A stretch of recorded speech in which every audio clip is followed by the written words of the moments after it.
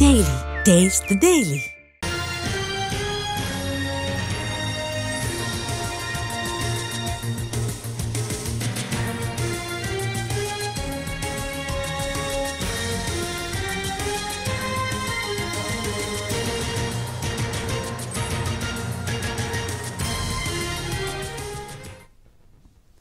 విశాఖపట్నంలోని అప్పన్నపాలెం ప్రాంతంలో జరిగిన వృద్ధురాలి అనుమానాస్పద మృతి కేసును గంటల వ్యవధిలోనే ఛేదించారు పోలీసులు.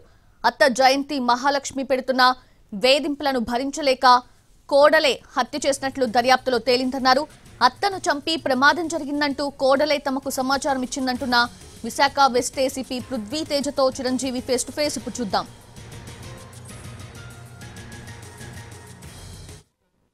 విశాఖలోని పెందుర్తి పోలీస్ స్టేషన్ పరిధిలో జరిగినటువంటి వృద్ధురాలి అనుమానాస్పద కేసును పోలీసులు గంటల వ్యవధిలోనే ఛేదించారు. అయితే ఇది అనుమానాస్పద మృతి కాదు, అత్తా కోడల మధ్య జరిగినటువంటి గొడవల నేపథ్యంలో జరిగినటువంటి హత్యగా పోలీసులు నిర్ధారించడం జరిగింది. అయితే దీనికి సంబంధించి పూర్తి వివరాలు తెలియజేయడానికి ప్రస్తుతం ఏసీపీ పృథ్వీ తేజ గారు ఉన్నారు. ఆయనతో మాట్లాడే ప్రయత్నం చేద్దాం.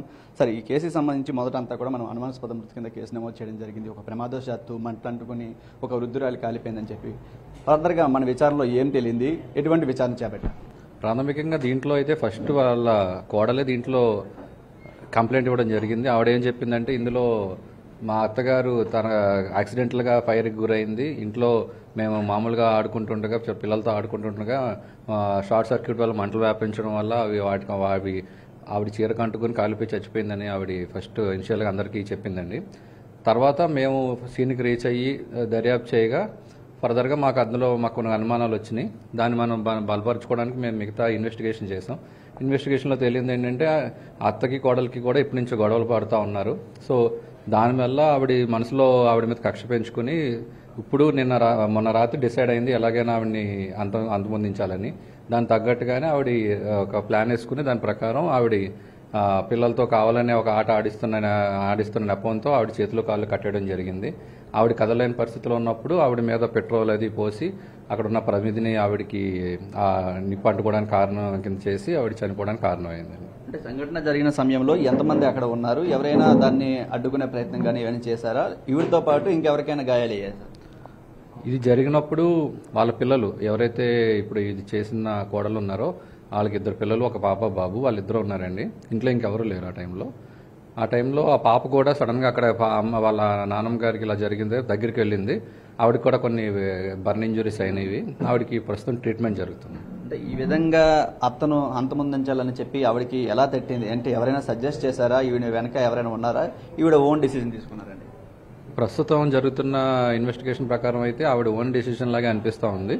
అది ఇంకా ఫర్దర్గా ఇన్వెస్టిగేషన్ కూడా జరుగుతుంది. ఆవిడ ప్రస్తుతానికి ఆవిడ చెప్పేది ఏంటంటే, నేను ఆవిడ పెట్టే బాధలు తట్టుకోలేక ఇలా చేశానని ఆవిడ చెప్తాం. అంటే ఒక సోషల్ మీడియాలో ఈ విధంగా ఎలా చంపాలి, ఏంటి చేయాలి అని చెప్పేసి కొంతసేపు చెంది, అంటే ఎటువంటి ప్రాసెస్ చేసింది ఆవిడ మామూలుగా గూగుల్లో సెర్చ్ అది చేసింది. ఏమని ఎలాగా చంపాలి, ఎలా ఓల్డ్ పీపుల్ని ఎలాగా చంపగలం, ఇంట్లో ఏవైతే అవైలబుల్గా ఉంటాయి చంపడానికి అనే విధంగా సెర్చ్ చేసి. అంటే సిచ్యువేషన్ చెప్పుకుంటే అక్కడ ఒక ప్రమాదం జరిగింది, షార్ట్ సర్క్యూట్ జరిగింది, ఒక దీపం మంటలాడుకుని చేసుకుని చెప్పింది. మొదటంతా కూడా ఆ సీన్కి వెళ్ళిన తర్వాత మనకి అదే దృష్టి అనిపించింది. ఎలా ఈ కేసుని ట్రేస్ చేయడం జరిగింది సార్? దీంట్లో ఇన్వెస్టిగేషన్ నేను లోతుగా చెప్పలేను. కాకపోతే ఫస్ట్ నుంచి మా టీం అక్కడికి వెళ్ళగానే మాకు పోలీసులకు కొన్ని అనుమానాలు వస్తాయి కదా, ఆ విధంగా మాకు కొన్ని అనుమానాలు వచ్చినాయి. వాటి మేము తర్వాత మా ఇన్వెస్టిగేషన్లో బలపరుచుకున్నాక మా ఇన్వెస్టిగేషన్లో క్లియర్గా అర్థమైంది ఇది హత్యలాగే అనిపిస్తుందని. మా ఫారెన్సిక్ టీము అలాగే ఐఎఫ్ఎస్ఎల్ టీము అందరికీ కూడా విజిట్ చేసి ఫర్దర్గా మాకు బలంగా ఆధారాలు దొరికాక మేము గట్టిగా క్వశ్చన్ చేసి అందులో ఏం జరిగిందని తెలుసుకోవడం. పెట్రోల్తో నిప్పంటించి చేసింది అంటున్నారు కదా, పెట్రోల్ ఎక్కడి నుంచి తీసుకొచ్చింది? ముందు రోజు తీసుకొచ్చిందా? ఎలా చేసింది? ఆవిడ ముందు రోజే దీనికి తగ్గట్టుగానే ప్లాన్ చేసుకుని ముందు రోజు ఈవినింగే గోశాల పెట్రోల్ బంక్ దగ్గర బండిలో పెట్రోల్ కొట్టించుకునే నెపంతో పెట్రోల్ ఒక డిస్పోజబుల్ బాటిల్లో కొట్టించుకుని ఇంట్లో దాన్ని దాచింది. ఆ తర్వాత రోజు సబ్సిక్వెంట్గా ఈ ఆట నెపంతో ఆవిడని కట్టేశాక ఈ పెట్రోల్ ఆవిడ మీద పోసి అంటించడం జరిగింది. Thank you. ఈ విశాఖ పెందుర్తి పోలీస్ స్టేషన్లో పరిధిలో జరిగినటువంటి ఈ వృద్ధురాలి అనుమానాస్పద మృతి కేసును హత్య కేసుగా మార్చారు. పోలీసులు చెప్తున్న దాని ప్రకారం అవతల వ్యక్తులు కూడా ఇలాంటి దారుణమైన ఘటనలకు పాల్పడకుండా ఉండాలని చెప్పి హెచ్చరిస్తున్నారు. శ్రీధర్తో చిరంజీవి ఎన్టీవీ విశాఖ నుంచి.